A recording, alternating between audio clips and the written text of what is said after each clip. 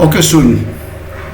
This is a worksheet that I have shared you earlier in the group, and we try to manage or to solve it a complete worksheet. And I try to give reference of the topic which are involved in solving this worksheet, ताकि जो बच्चे अगर late हैं तो वो उनको भी concept की समझ आ जाए.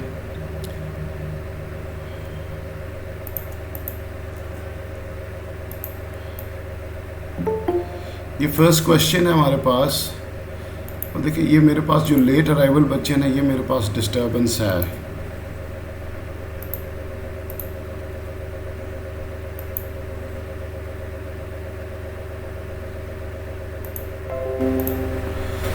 कहते हैं determine the SI base unit of stress. Anyone can recall a formula for stress for me? कोई बता सकता है? स्ट्रेस को हमने पढ़ा था कि the stress was force by cross sectional area, force over cross sectional area. तो हम इसको एरिया कर लेते हैं because we are not defining it. तो फोर्स हमारे पास उसका सिंपलेस्ट फॉर्मूला क्या था? एम ए, और एरिया हमारे पास दिस वन. जिन बच्चों का कोई लेसन मिस है वो देखें. एसआई यूनिट में आपने इनको मास, लेंथ, टाइम, करंट, टेम्परेचर इस फॉर्म में लिखना होता है. तो मास हमारे पास आता है केजी के बराबर, मीटर पर सेकंड स्क्वायर में एक्सेलरेशन है. Then we have metre square. We simplify it in KG, metre -1, second -2. ये मैं थोड़ा सा फास्ट चलाऊँ इसके बीच में कि ये मैथ्स आपको आता है. ये जब ऊपर जाएगा तो -2 हो जाएगा, और ये 1 है तो दैट मेक्स -1. तो you score both marks here. Now if we just proceed to the next part of it, कहते हैं कि ये एक बीम है जिसको ऑसिलेट किया जाता है with a mass m. This is the structure of the question. You are familiar with the Cambridge style questions. He has given a formula T is equal to 2 pi 4 ml cube over EBD cube. ये सारी values यहाँ पे दी हुए हैं. जो E आपके पास है वो यंग मॉडुलस है,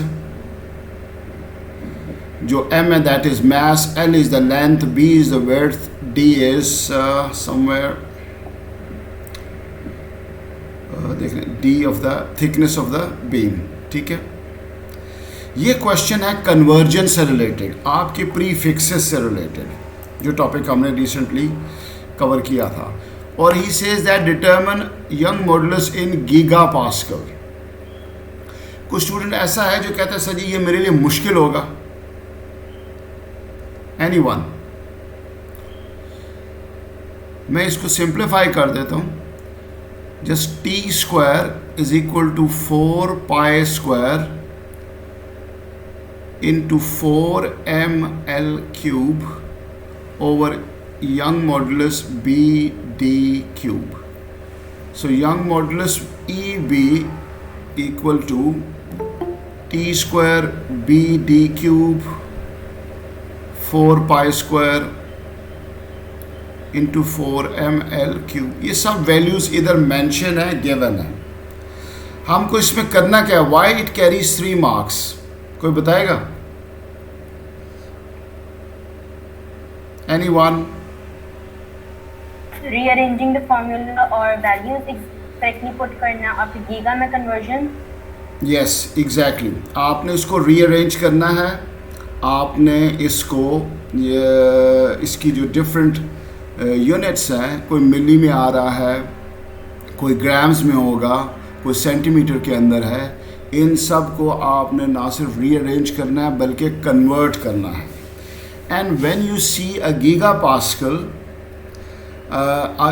यू ट्राई टू बेसिकली एक दूसरे के साथ ना इनिशिएटिव लेने की कोशिश करें. जैसे अभी एक बच्चे ने बोला है, आप खुद कोशिश किया करें, ज़्यादा से ज़्यादा बच्चे फीडबैक दें.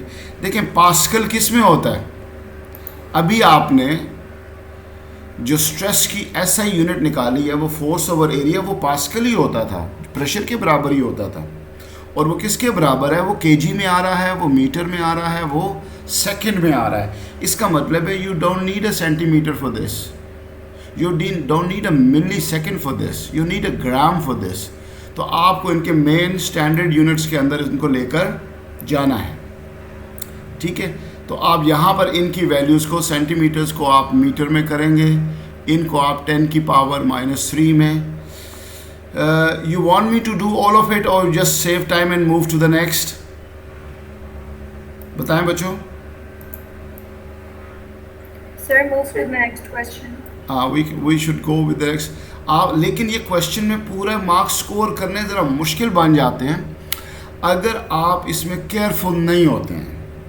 ये चीज़ ये बड़ी मैटर करती है। जैसे 6 सेंटीमीटर था and you right it's 10 to the power -2 and you miss -2, आपने इसको वैसे 2 लिख दिया, तो ये बड़ी कॉमन मिस्टेक्स हैं। तो आप इसको आसान ना समझें, आता है आपको, लेकिन आप इसके अंदर को केयरलेस मिस्टेक कर सकते हैं, ठीक है। So we should move forward. जो हमारी एक प्रैक्टिस हो जाती है कि हमने कन्वर्जन जो प्रीफिक्सेस पढ़े थे और एक आखिर में जो आपके पास आंसर आएगा, आई एम श्योर दैट के इसके हमारे पास नेक्स्ट पेज होना है, सेकंड पेज। सर इसको आप सॉल्व कर देंगे? आप चाहते हैं कि मैं इसको सॉल्व करूं?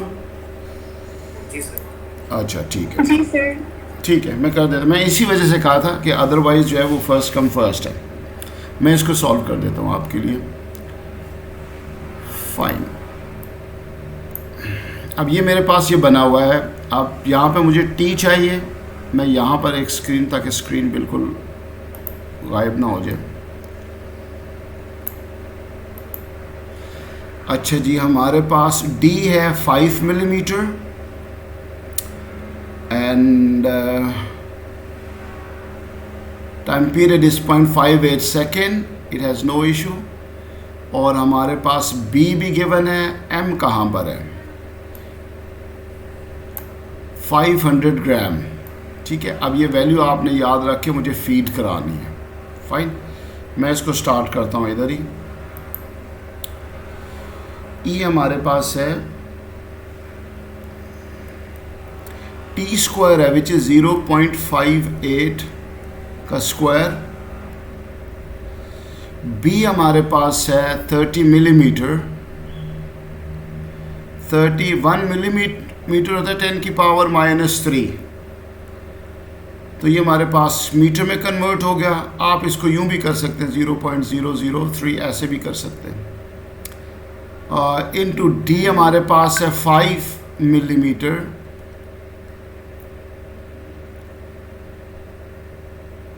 इसको डिवाइड करें 4 इंटू 3.14 का स्क्वायर इंटू 4, मास है 500 ग्राम। तो कितने केजी बनेंगे? 0.5 kg। लेंथ है हमारे पास 60 सेंटीमीटर।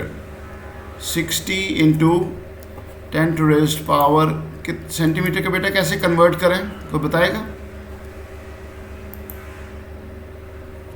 सेंटीमीटर की कन्वर्जन,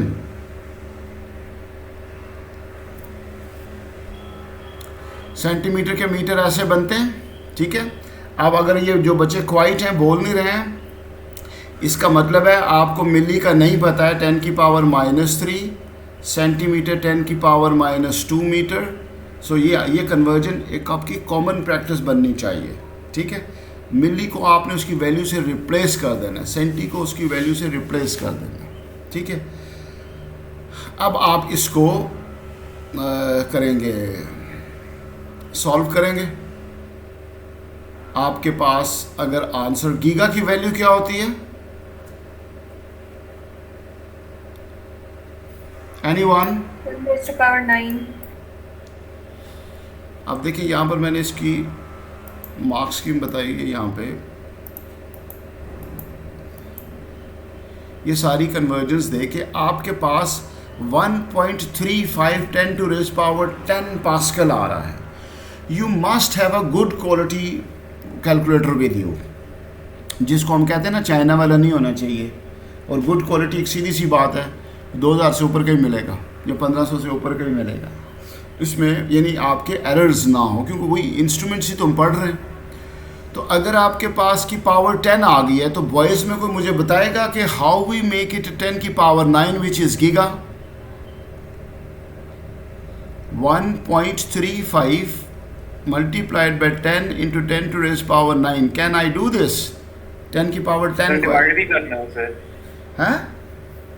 सर इसे डिवाइड भी नहीं करना होगा 10 की पावर 9 से। वो तो तब है कि अगर हमारे पास पावर ना आ रही होती तो, हमारे पास तो पावर आ रही है ना, हमने इनमें से 9 को निकाल लेना है, एक हमारे काम की नहीं होनी है, वो इसके साथ डेसिमल प्लेस राइट को मूव करके यस। तो फिर आपके पास कितनी आ जाएगी है? 13.5 into 10 raised to power 9. और ये 9 आपका गीगा हो जाएगा, पास्कल हो जाएगा। और इसको हमने लिख दिया 14 सिग्निफिकेंट फिगर में। आप बॉयज़ एंड गर्ल्स इसको ज़रा देखिए, यहाँ पर मार्क्स समटाइम डिडक्ट हो जाते हैं। वाई ही हैज़ रिटन 14, इसने 13 को क्यों प्रेफर नहीं किया? अगर आप इसकी रॉ रीडिंग्स देखें सारी 0.58, 6 है वगैरह वगैरह, सब 2 डेसिमल प्लेस तक आ रही है।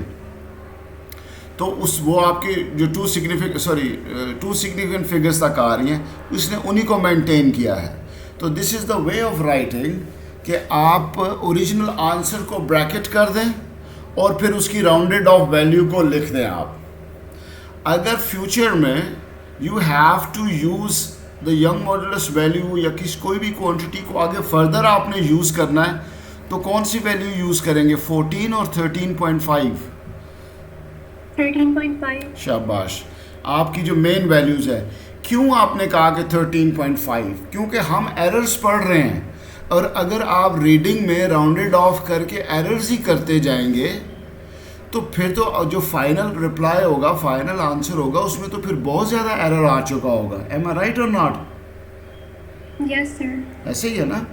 तो इस लिहाज से ओरिजिनल वैल्यूज़ को ही बाद में कंसिडर किया जाता है।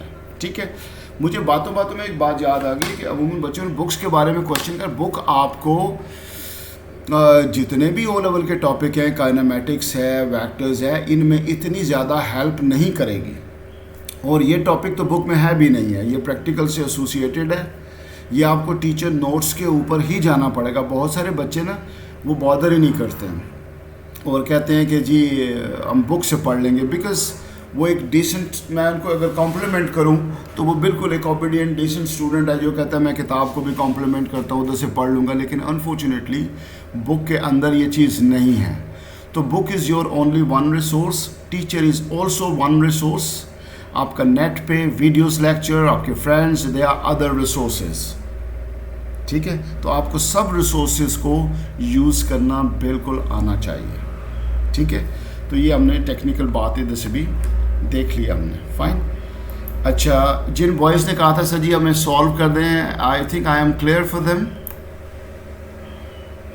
बच्चे ज़रा बोल देना यस कर दें। अच्छा, कहता है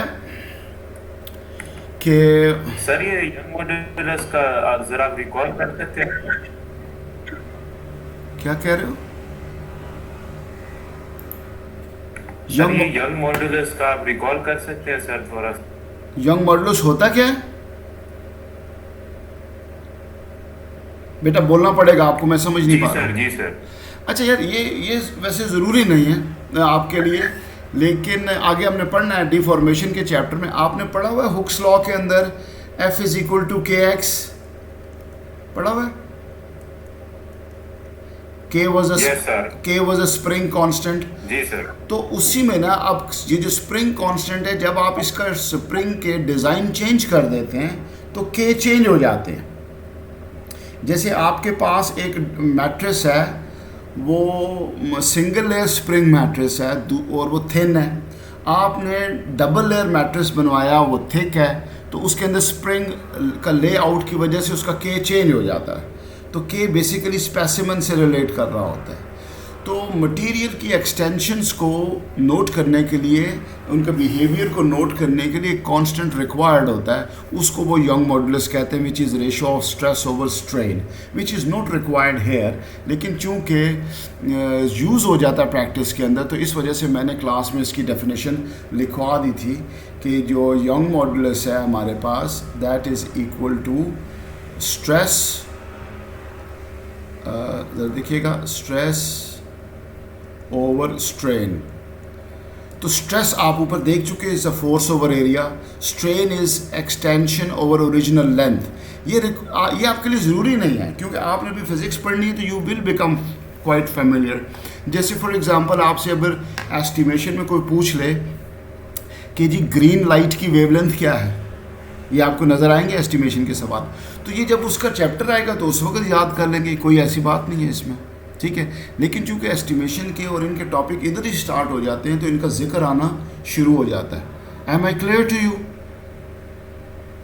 जी सर, थैंक यू सर। ठीक है, तो स्ट्रेन की यूनिट नहीं होती, तो यंग मॉडुलस की यूनिट भी स्ट्रेस ही होगी। यंग मॉडुलस किसी चीज़ को डिफाइन करता है कि वो कितना एक्सटेंड, उसके ब्रेकिंग पॉइंट को, उसकी टेंसाइल स्ट्रेस को, वगैरह वगैरह। आई एम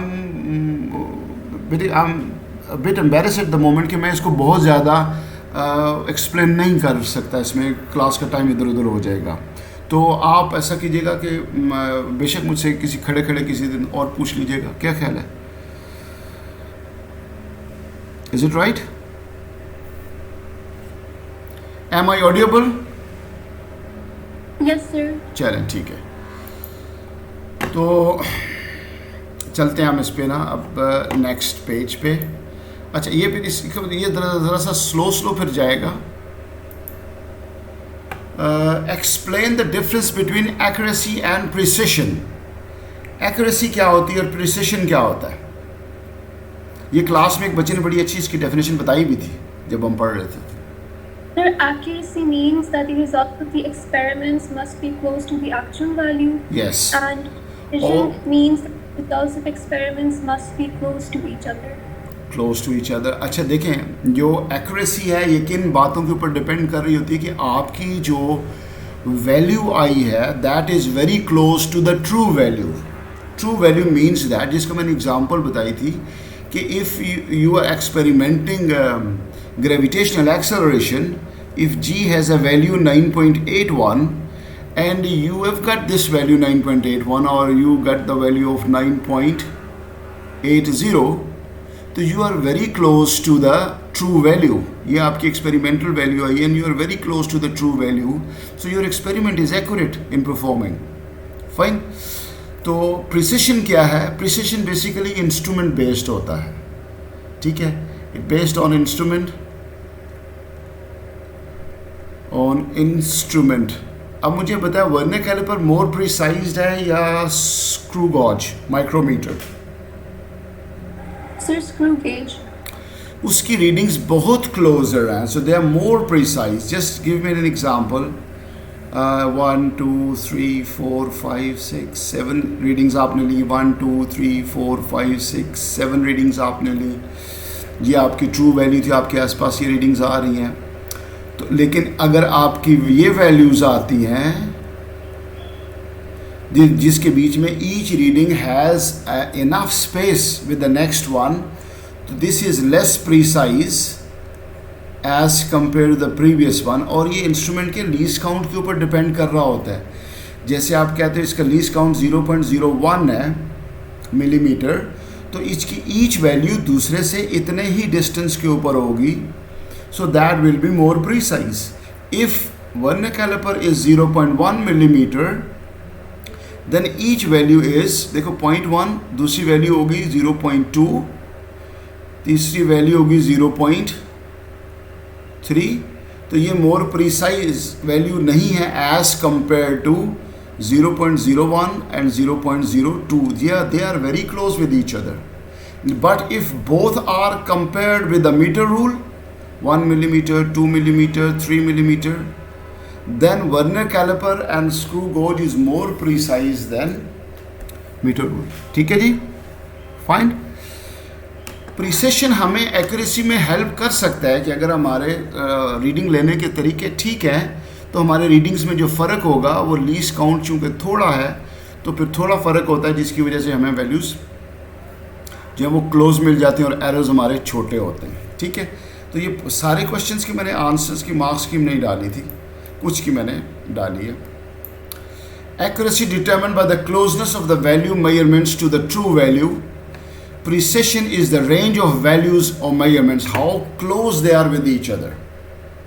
ठीक है, इसकी ये रेंज बन गई ना, ये रेंज बन गई जो उसका लीस्ट काउंट था, इसकी भी रेंज बन गई जो इसका अपना लीस्ट काउंट है। So that's how we go. अच्छा जी, इस पे आ जाए। There is one more example. आपको डेंसिटी की डेफिनेशन पता है, आपने सिर्फ वर्ड में लिखनी है, सिंबल में नहीं लिखनी। State the base unit in which the density is measured. You just write down density is mass over volume. Base unit mass का केजी है, वॉल्यूम का मीटर क्यूब है। We are done. कहते हैं the speed v of sound in a gas is given by expression where p is the pressure of the gas, gamma is a constant. Given that p has the base unit of kg meter per second square, show that the constant gamma has no unit. Can anyone announce that he or she can do this? मैंने solve तो करना है, but I want to check that कि कुछ बच्चों ने ये किए हुए भी हैं, मेरे साथ साथ चल रहे हैं वो या नहीं। कोई ऐसा है जो कहता है मैं इसको हैंडल कर सकता हूँ क्वेश्चन को? So you want me to do it? Hurry up. जी सर। Yes, sir. अच्छा देखें, सब पहले देखें इसके प्लेयर्स पूरे हैं। हमको स्क्वायर रूट को उड़ाना है इधर से और फाइंड आउट क्या करना है, show that gamma has no unit. So gamma को सब्जेक्ट बनाना है। कैसे करेंगे? Squaring both sides.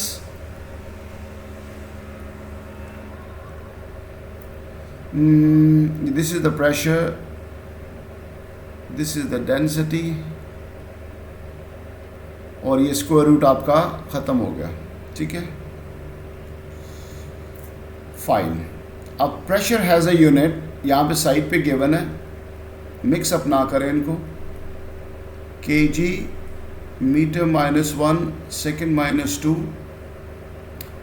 डेंसिटी आपने ऊपर डन किया हुआ है,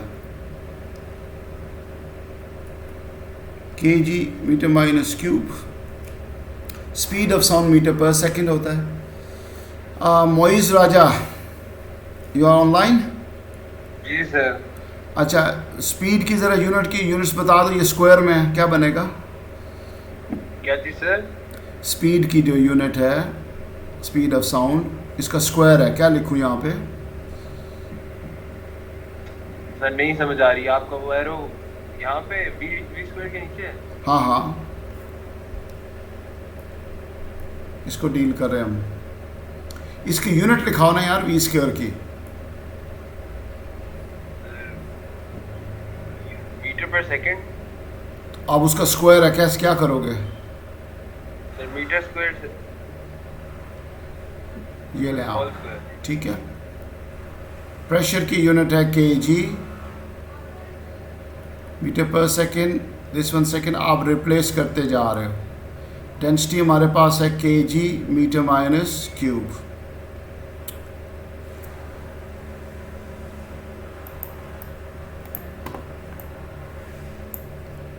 अब मैं इसको सिंप्लीफाई करता हूँ। We have metre square second -square, इस स्क्वायर को मैंने यूज़ कर लिया, multiplied by KG metre cube divided by kg -1 second -2। आपके पास दैट इज इक्वल टू ये जो गैमा हमारे पास है। Can we cancel it? ठीक है, ये -1 ऊपर जाके क्या बन जाएगा? +1, +1. and this is +2, that makes +3. Can we cross it? kg और kg क्रॉस हो जाएगा तो गैमा के पास क्या बचा? 1. It has no unit. Okay, done. Next question इधर से आगे से हम स्टार्ट करेंगे टुमारो इंशाल्लाह। ठीक है, तो आप मेरे साथ करें क्योंकि रिस्पॉन्सेज ज़रा स्लो आ रहे हैं, तो कोशिश करें कि अगर आपको आता है तो रिप्लाई करें ताकि हम ज़रा अपना फास्ट आगे मूव कर सकें। कल इंशाल्लाह बेटा इससे नेक्स्ट क्वेश्चन से हम आगे स्टार्ट करेंगे होपफुली। ओके बच्चों, अल्लाह हाफ़िज़।